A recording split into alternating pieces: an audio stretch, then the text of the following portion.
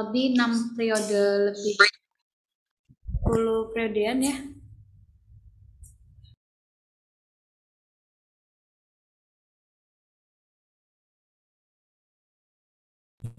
Terus selanjutnya ini kita bakal bahas yang pertama tuh bakal bahas ciri-ciri, latar belakang, dualisme kepemimpinan pada saat Orde Baru, kebijakan sama integrasi Timur Timur.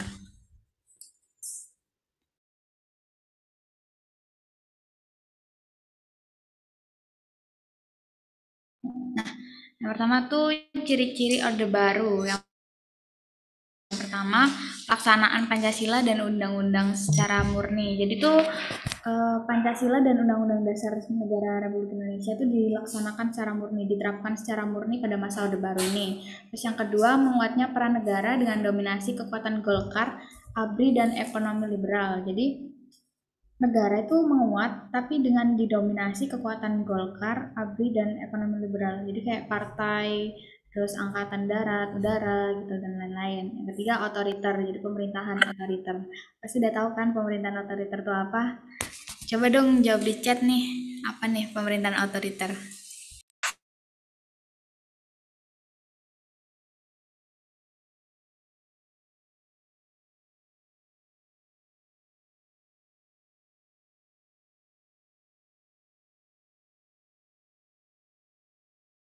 Ayo apa nih pemerintahan otoriter, jawab di chat dong. Kok pada sepi? Jangan tinggal tidur loh.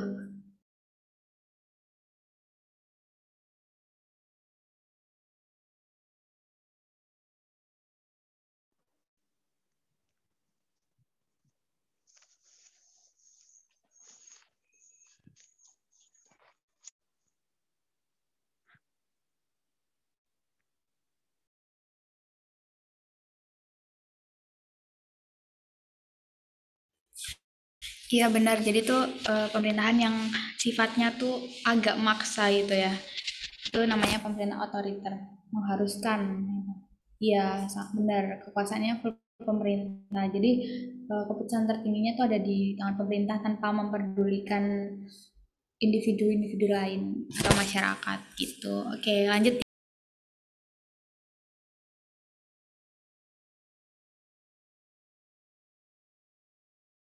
Nah, ini lanjut selanjutnya ada latar belakang. Latar belakang lahirnya pemerintahan Orde Baru. Jadi pada awalnya kan ada peristiwa ini ya G30 SPKI. Nah, akibat adanya G30 SPKI ini pemerintahan Indonesia tuh mengalami kekacauan gitu. Terus situasi negara tuh nggak kondusif, ekonominya nggak stabil, terjadi inflasi gitu.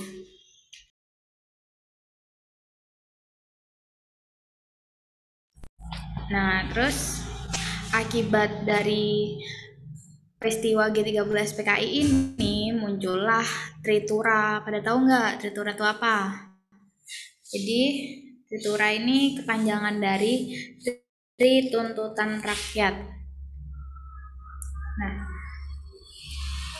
Tritura ini muncul akibat adanya ketidakpuasan rakyat akibat rakyat tuh ini loh apa namanya demo tentang adanya PKI, jadi merasa nggak suaranya hilang ya.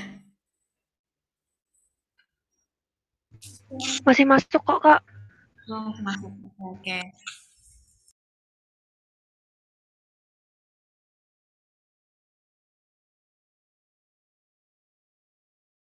Ya, jadi lanjut ya. Ini tadi tuntutan rakyat itu muncul karena rakyat itu merasa nggak nyaman akibat adanya G30 SPKI tadi.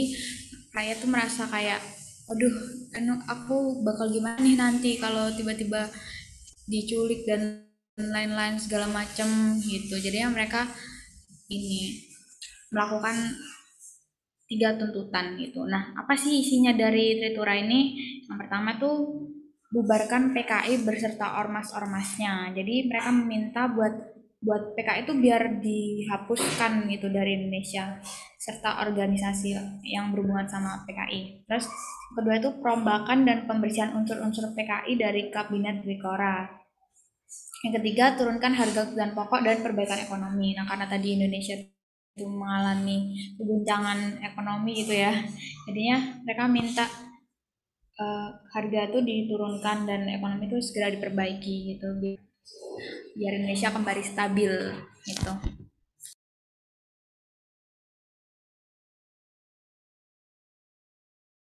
Nah, tapi Tritura ini nggak direspon sama Presiden Soekarno. Jadi terjadi banyak demo, makin banyak tuntutan-tuntutan yang lain. Bahkan tuh sampai ini menimbulkan korban akibat demo tadi.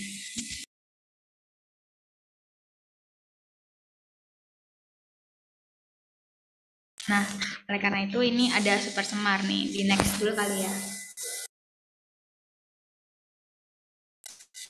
Nah, sebelum ini Super Semar terjadi tuh Soekarno tuh melakukan dialog sama Letnan Soeharto. Namun dalam percakapan tersebut Presiden Soekarno ini terdapat selisih pendapat sama Soeharto gitu.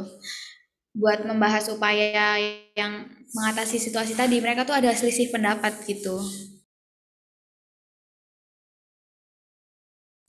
Yang lain apa putus-putus ya?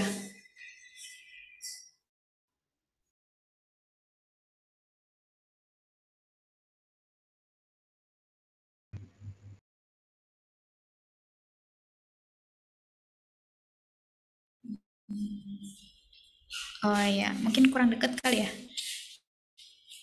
Oke, oke, lanjut ya. Gini dengar nggak? Aku banyak yang putus.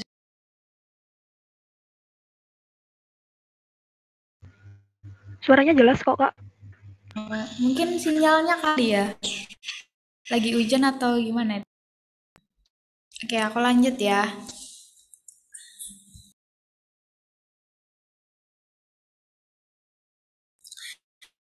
Nah, ya ini karena ada selisih pendapat. Terus selanjutnya ada inilah datang 3 perwira ABRI buat membujuk Soekarno gitu.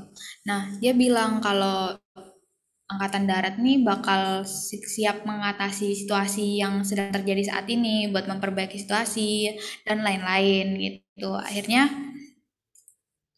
uh, pertemuan Soekarno dengan perwira darat ini atau ABRI ini menghasilkan sebuah surat nih, surat perintah yang berisi tentang perintah untuk memulihkan keadaan dan kewibawaan pemerintahan pada saat itu kepada Letjen Soeharto. Nah, itu namanya surat perintah 11 Maret, makanya dia dikasih nama Super Semar. Nah, langkah-langkah Soeharto itu sebagai pengemban amanat Super Semar tuh apa aja sih? Itu bisa dilihat sendiri ya di situ. Mungkin kita next. Terus selanjutnya ini ada dualisme kepemimpinan nih. Jadi waktu itu ada dua ini kan secara nggak langsung tuh ada dua pemerintah gitu. Istilahnya dua pemimpin. Nah, adanya dua pemimpin ini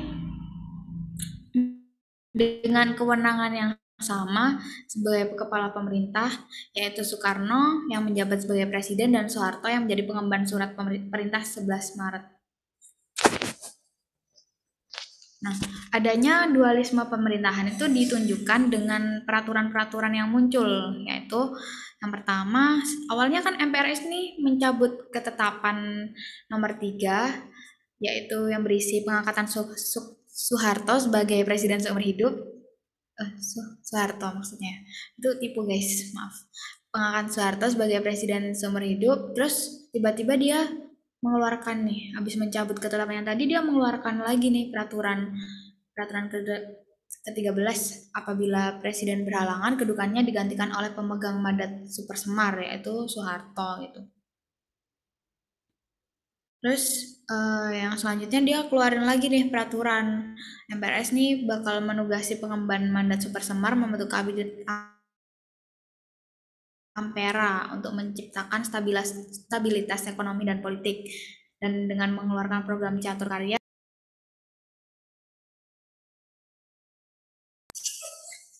Next ya, ini ada kebijakan-kebijakan. Mungkin Kak Sinta bisa lanjut.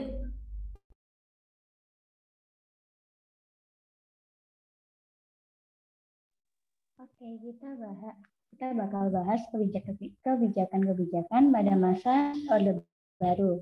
Yang pertama itu ada penerapan politik, yang kedua penerapan politik bebas. Halo, bebas dah. Bebas dah. Hilang dah. Enggak kan? Kedengeran kan ya? Kedengeran, Kak. Oke.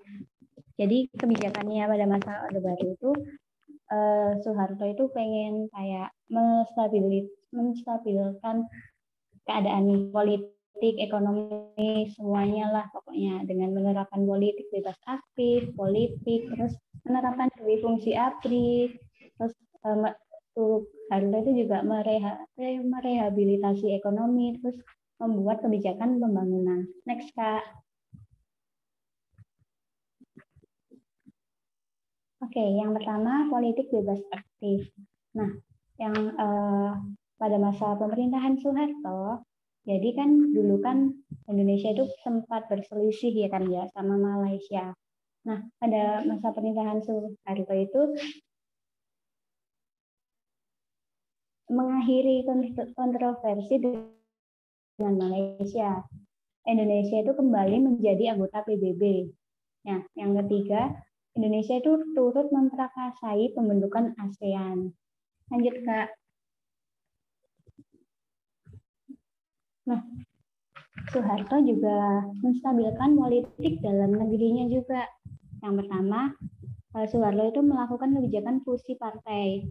Fusi partai itu kayak menggabungkan beberapa partai menjadi 3 partai aja.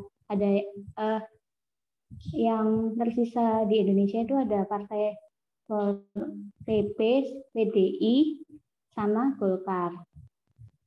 Bentar. Golkar. Ya. Terus yang kedua melaksanakan pemilu. Nah, pada masa Soeharto itu dilaksanakan sebanyak, ada yang tahu nggak sebanyak berapa kali?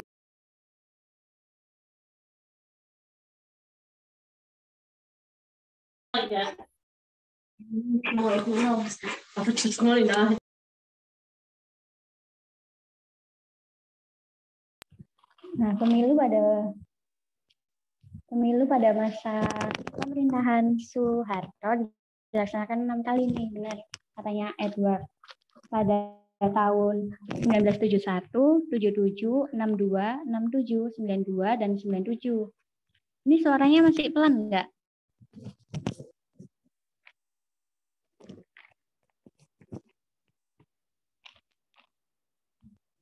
Enggak ya. Jadi pada masa pelaksanaan pemilu ini yang menang itu Golkar semua. Kok bisa? Soalnya kayak masih pelan.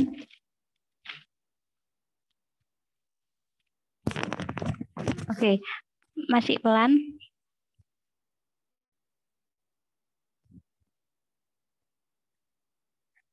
Oke, lanjut ya. Nah, kenapa tuh kok bisa Golkar semua yang menang? Soalnya itu kayak PNS, semuanya tuh kayak disuruh milih Golkar. Terus kayak mereka itu simpati gitu banget sama Golkar.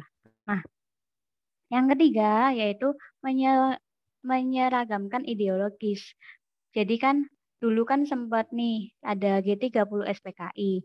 Nah, ideologisnya kan kayak agak tidak stabil gitu kan. Nah, Soeharto itu kayak menyeragamkan kayak harus harus harus harus pas sama Pancasila dan undang-undang gitu. Nah, yang keempat, memberlakukan NKK atau BKK. Jadi, waktu setelah G30 STKI itu kan banyak nih kan demo, aksi, mahasiswa demo semua. Nah, waktu Soeharto itu kayak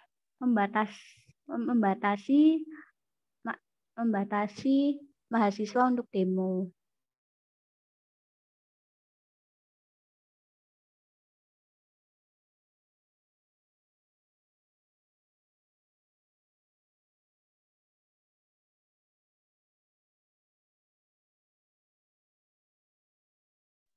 Oke, yang kedua, dui fungsi ABRI. Jadi, ABRI itu mempunyai dua peran nih. Yang pertama kan dari diketahui kan ya, kayak peran ABRI itu kan menjaga keamanan dan pertahanan negara. Nah, di masa Soeharto juga itu dalam bidang politik sama sosial itu ABRI itu juga memiliki peran. Jadi, ABRI pada masa pemerintahan Orde Baru itu pemerintahan Orde Baru itu menetapkan kebijakan nih. Nah, kebijakannya itu menetapkan ABRI menjadi salah satu fraksi di dalam DPR. Nah, ABRI ini di dalam DPR itu memiliki 20% kursi DPR. Jadi ya agak banyak kan ya. Next, Kak.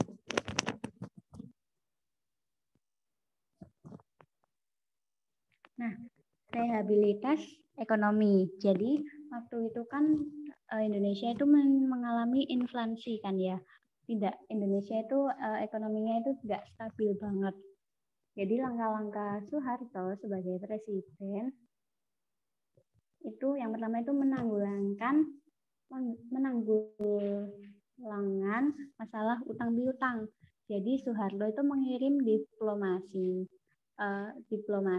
ke luar negeri gitu, melakukan diplomasi ekonomi untuk menarik simpati sama kayak kan kalau utang kan ada batas tempo pembayaran nih ya. Nah, Indonesia itu kayak udah melewati gitu. Jadi kayak dibujuk, bukan dibujuk sih, ditarik simpatinya kayak bilang kayak misal nih ya kayak oh kasih waktu sebentar lagi dong kayak gitu. Terus Indonesia itu juga ikut nih dalam IIGI. Nah, yang kedua, Indonesia bekerja sama dengan International Monetary Fund, IMF. Nah, jadi Indonesia Soeharto itu menyadari nih kayak pentingnya suntikan dana. Jadi Soeharto itu kayak mengembalikan kepercayaan negara asing untuk menanamkan modal investasi kepada Indonesia. Oke, yang ketiga, menetapkan UU, PMA, dan PMDN. Jadi UU ini tuh kayak mempermudah izin bagi investor asing, terus itu yang UU PMA, itu nomornya itu nomor UU nomor 1 tahun 67. Nah, kalau UU PMDN itu ditetapkan pada Undang-Undang nomor 6 tahun 68. Nah, isinya itu kayak bebas pajak dan tax holiday sesuai syarat yang next.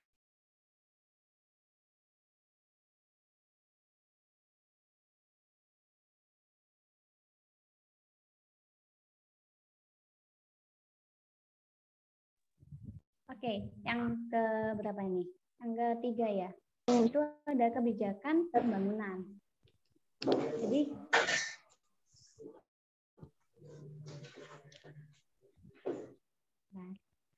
Jadi Soeharto itu kayak menggagas pembangunan, kayak ingin membangun di daerah yang terpencil gitu, kayak ya melalui gagasan pembangunan yang kayak programnya itu trilogi pembangunan, yaitu dengan stabilitas nasional yang sehat dan dinamis, pertumbuhan ekonomi yang cukup tinggi, dan pemerataan pembangunan dan hasil-hasil menuju terciptanya keadilan sosial. Serta dalam kebijakan pembangunan ini, Soeharto itu merencanakan pembangunan jangka pendek dan jangka panjang. Lanjut, Kak.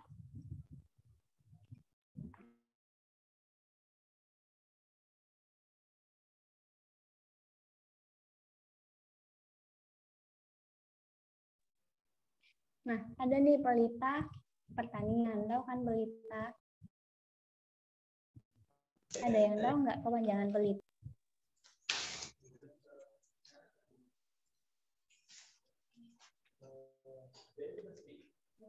Yang tahu boleh di room chat atau langsung on mic juga nggak apa-apa. Halo, pulang dulu ya Mas Mbak. Makasih.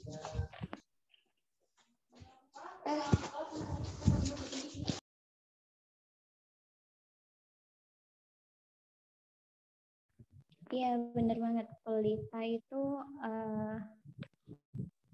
pembangunan 5 tahun. Ya, jadi pelitanya itu ada pelita dalam bidang pertanian. Jadi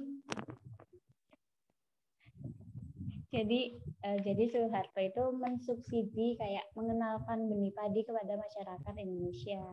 Nah, yang kedua itu Soeharto itu juga membentuk badan urusan logistik atau Bulog.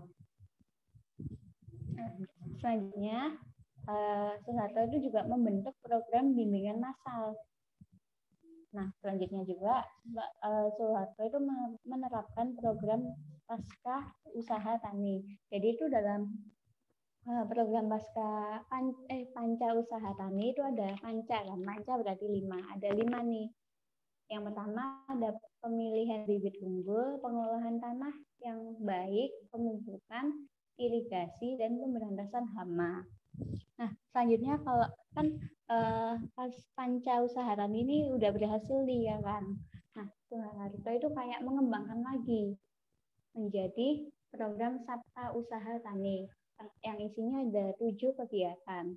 Yang pertama itu pengolahan tanah yang baik, pengaliran yang teratur, pemilihan bibit unggul, pemupukan, pemberantasan hama, dan pengolahan pasca panen serta pemasaran hasil pertanian. Oke, selanjutnya habis kayak tanahnya sudah subur, perairannya sudah lancar, terus Soeharto itu juga merencanakan traktorisasi.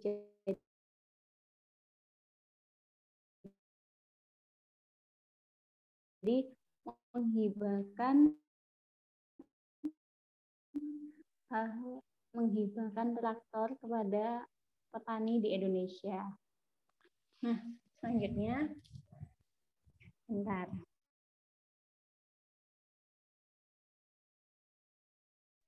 Nah, kan udah nih ya kan. Itu juga menghibahkan mesin perontok padi kepada petani di Indonesia. Nah, selain itu, Soeharto itu juga membangun koperasi unit desa untuk membantu menstabilkan ekonomi di desa-desa dan sekitarnya. Oke, next. Nah, ada juga nih pelita pendidikan. Nah, di pendidikan ini itu mengalami banyak perubahan dari perubahan kurikulum dan sebagainya. Jadi kurikulum pada masa Orde Baru 68, 75, 84 dan 94. Nah, Soeharto ini juga membangun gedung-gedung sekolah dasar. Yang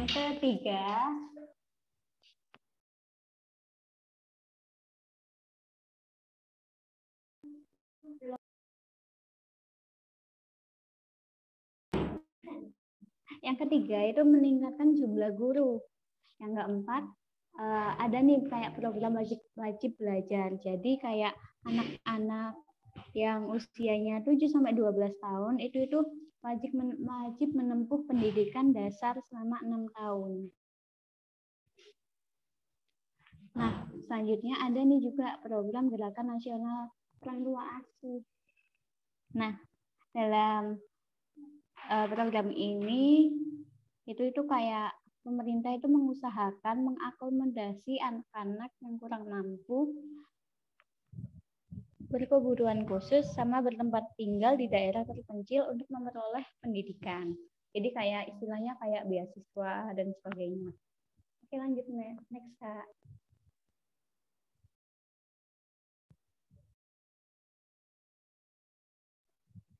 Oke, yang ke berapa ini? Ketiga ya. Itu ada pelita sosial. Nah, salah satu bentuk kebijakan pembangunan di bidang sosial itu adalah transmigrasi. Jadi itu kayak pemerataan penduduk dan meningkatkan taraf hidup melalui program kayak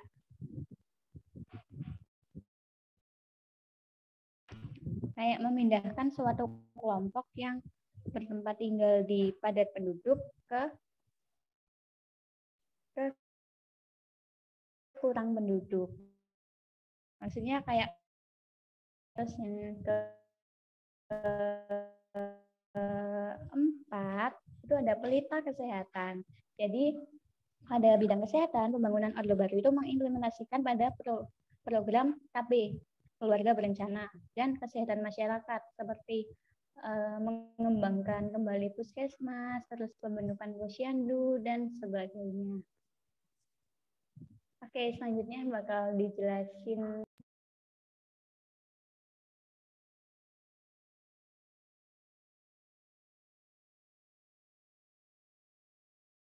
Oke, lanjut ya. Terima kasih Kak Sinta. Timur. Nah,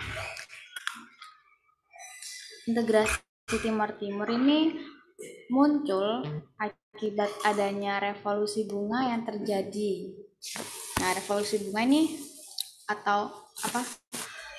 Penghapusan status koloni di wilayah jajahan Portugis. Jadi pada waktu itu kan Indonesia udah merdeka ya, tapi masih banyak banget masalah yang terjadi. Nah, salah satunya nih Timur nih yang masih dijajah sama Portugis. Tapi semenjak adanya revolusi bunga ini, Timur tuh terdampak gitu loh, karena dia wilayah jajahan Portugis, dia terdampak untuk mengalami revolusi bunga. Jadi status koloni di Timur ini bakal dihapuskan gitu. Nah, ini ada beberapa tahapan ya. Yang pertama nih ada pasca revolusi bunga. Jadi pasca revolusi bunga ini lahir partai-partai politik di Timur. Yang pertama ada UDT. UDT ini mendukung kemerdekaan Timur di bawah Portugis. Yang kedua APODETI, mendukung integrasi Timur dengan Republik Indonesia. Yang ketiga Fretilin yang mendukung kemerdekaan penuh Timur.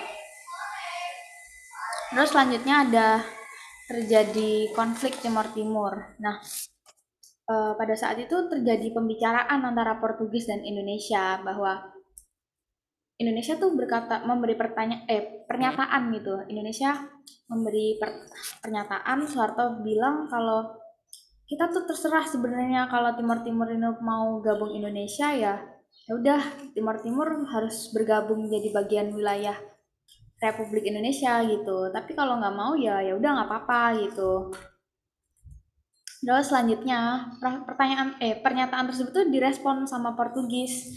Nah, Portugis nih ngirim menterinya nih buat mengadakan pertemuan dengan pihak Indonesia. Dalam pertemuan tersebut tuh Presiden Soeharto tuh tetap menegaskan bahwa Indonesia tuh nggak punya ambisi gitu loh terhadap Timur. Jadi terserah mau ikut gue nggak apa-apa, nggak ikut ya udah nggak apa-apa gitu. Oke. Lanjut, terus ini masih berlangsung nih konfliknya nih. Perundingan tadi antara Portugis sama Indonesia tuh mengakibatkan organisasi politik yang di Timur tuh mendorong ini muncul perang sipil gitu. Mereka bingung nih mau ikut mana gitu.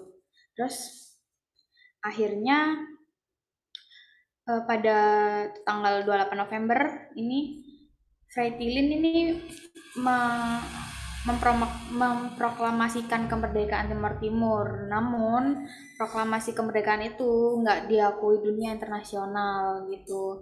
Sementara itu kelompok pro integrasi ini menyatakan deklarasi Balibo pada tanggal 30 November.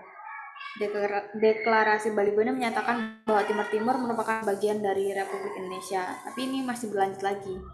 Selanjutnya ini ada operasi militer ya. Nah, operasi militer di Timur ini dilakuin sama Indonesia, didukung sama Amerika Serikat dan Australia.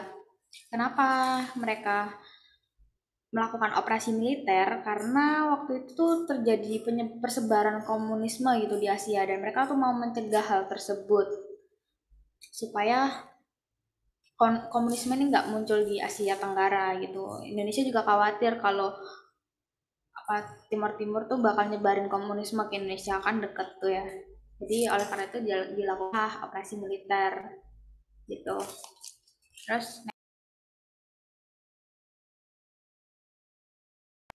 Terus selanjutnya nih pembentukan provinsi Timur Timur. Nah, setelah operasi militer tadi pada tahun 1976 nih, Kepala Pemerintahan Sementara Timur Timur nih mengajukan petisi kepada pemerintah Indonesia. Dia minta buat Timur Timur ini berintegrasi sama Indonesia tanpa melalui referendum. Nah, terus selanjutnya pemerintah Indonesia secara resmi diterima tuh petisinya diterima sama Indonesia. Jadinya Timur Timur ikut Indonesia dan menjadi provinsi ke-27 negara Kesatuan Republik Indonesia pada saat itu. Gitu deh. Nah, jadi masih ada lagi nih pembangunan di Timur Timur. Sejak berintegrasi sama Indonesia, bergabung nih mereka nih, Indonesia tuh harus mengatasi beberapa masalah kan, karena Timur Timur udah punya aku nih, jadinya aku harus mengatasi masalah yang ada di sana gitu. Timur di pemerintah di Indonesia ini, Indonesia membangun beberapa infrastruktur dalam Timur Timur. Pembangunannya itu dilakukan dalam bidang pendidikan, kesehatan gitu. Dia dengan cara mendirikan sekolah dan mendatangkan guru dari provinsi lain untuk mengembangkan pendidikan dan mengurangi angka buta huruf di Timur Timur karena mereka barusan merdeka. Gitu. Sekian, terima kasih. Nah, nih apa ada pertanyaan? Gimana nih? Pertanyaan enggak?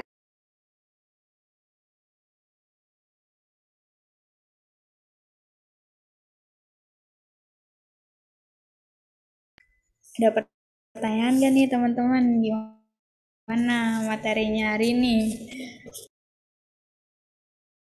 Gampang kan ya materi Orde Baru ini? Mungkin ada yang kayak PPT-nya yang penjelasannya kurang jelas nih, itu boleh banget disampaikan